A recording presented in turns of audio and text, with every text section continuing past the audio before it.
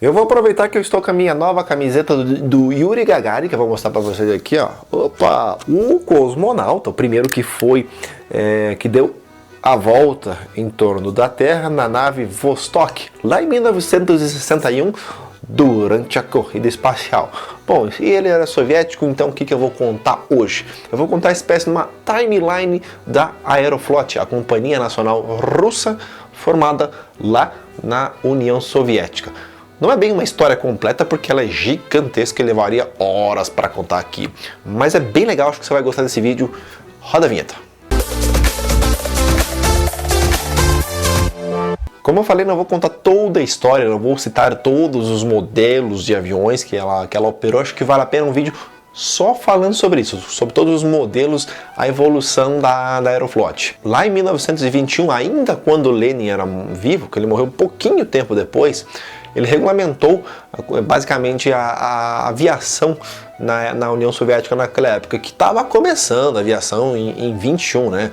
Pós Primeira Guerra Mundial ainda. Em 1922 iniciou as suas operações com o Fokker F-3 voando de Königsberg, hoje Kaliningrado, para Moscou.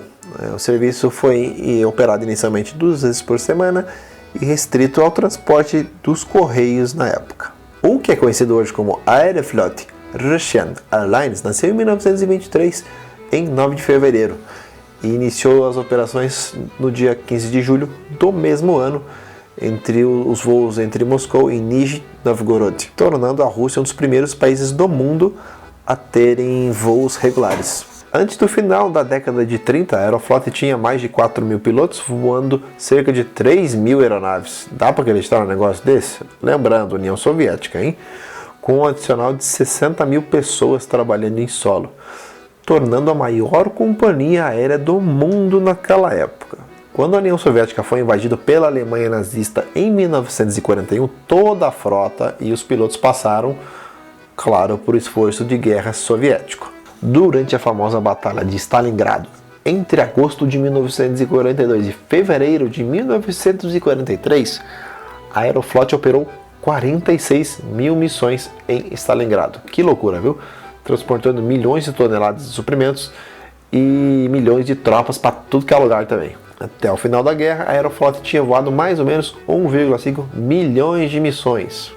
Em 1947, o Ilyushin 12 entrou em operações nas rotas regulares e o 18 entrou em serviço na mesma época do que o 12 e foi operado em rotas interessantíssimas entre Moscou para Yakutsk, Khabarovsk, Vladivostok, Alma-Ata, Tashkent, Sochi, Mineral Volod e Tbilisi. Note que algumas dessas cidades hoje são outros países, como Geórgia, como Uzbequistão.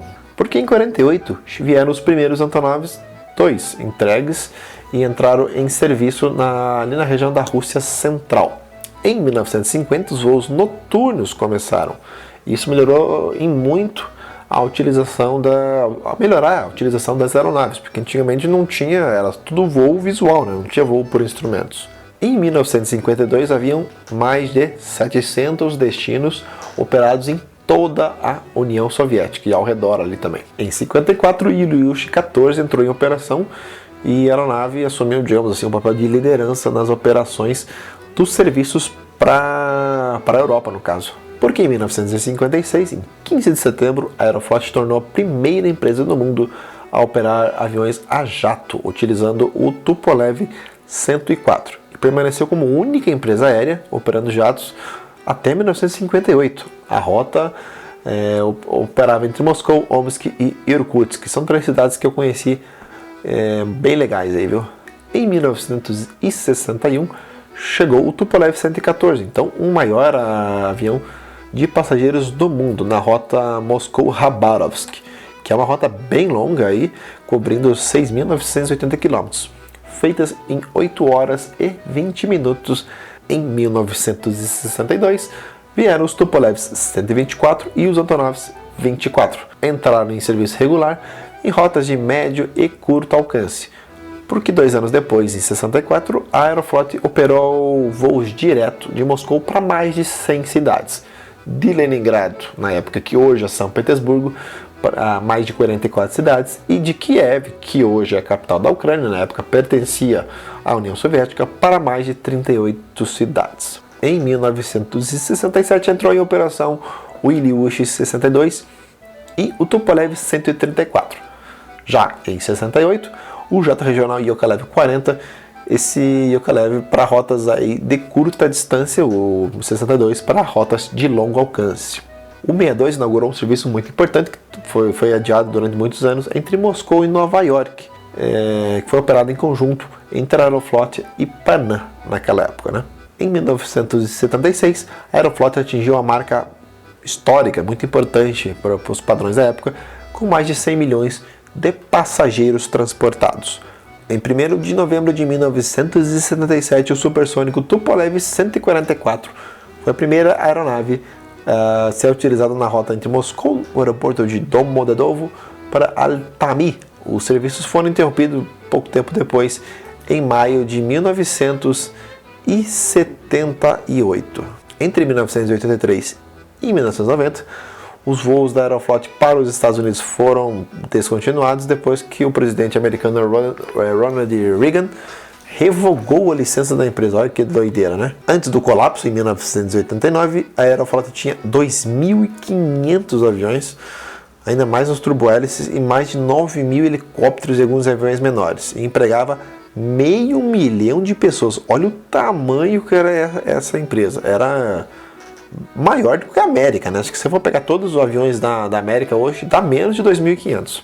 Em 1992, 2 anos antes de ser registrada como sociedade anônima, a Aeroflot se dividiu em nada mais que 300 companhias aéreas regionais, incluindo operadores internacionais como Lithuanian Airlines ou Uzbekistan Airlines, além das Barshikian Airlines, Krasnoyarsk, Moscow Airways, Tarstan Airlines. Muitas dessas empresas já foram para o buraco, praticamente todas elas, e hoje a Aeroflot é uma empresa bem menor, porque foi no ano de 2000 que realmente ela mudou o nome de Aeroflot para Aeroflot Russian Airlines. 6 anos depois, ela se juntou à Aliança SkyTeam, sendo a primeira operadora da Aliança SkyTeam a fazer isso. Durante a sua longa história, a Aeroflot também realizou serviços de explorações aeromédica, até mesmo de patrulha no gelo no Oceano Ártico, às vezes utilizando helicópteros para transportar cargas,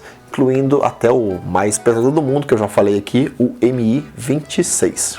Em fevereiro de 2010, o governo russo anunciou que todas as companhias regionais propriedades do Estado virariam a Aeroflot.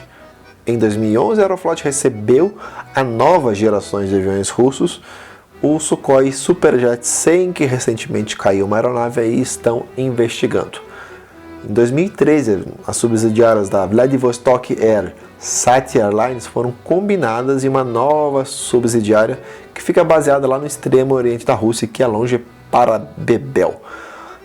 Originalmente ela foi chamada de Taiga Airlines, mudou o nome para Aurora, que hoje a Aurora liga Moscou a esse extremo oriente russo. No mesmo ano de 2013, a companhia recebeu as primeiras unidades do Boeing 777-300ER de longo alcance. Em março de 2016, a Aeroflot combinou as 3 subsidiárias, Rossiya, Donavia e Oren Air, para virar uma só. Toda a frota de ambas as companhias foram transferidas, no caso, para a Rossiya, que também é uma outra empresa. Em 2016, a Aeroflot recebeu o status de empresa 4 estrelas no Skytrax, que é aquele qualidade de empresas aéreas. É algo bem interessante para uma companhia aérea russa, no caso. Em 2017, a Skytrax nomeou pela 5ª vez consecutiva a melhor companhia aérea do leste europeu.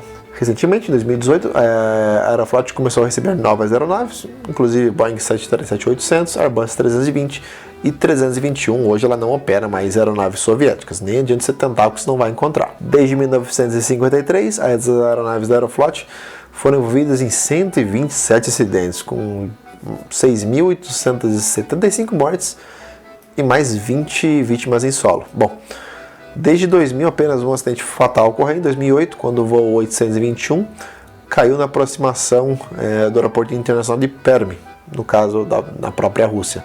matando os 88 passageiros e 6 tripulantes. E agora, recentemente, que nem eu falei, aconteceu aí com o Superjet 100, que acidentou-se em Moscou, matando 41 passageiros. Mas aí, você gostou dessa timeline aí da Aeroflot? Bem interessante, não é mesmo? Muitos fatos aí que eu não sabia mesmo. Bom, mas se você gostou, deixa um joinha maroto. Se você não gostou, já sabe, vai cagar, que é mais interessante para a sua vida. E sugestões também para os próximos vídeos, aqui embaixo, aquela coisa toda. E eu te vejo no próximo. Tchau!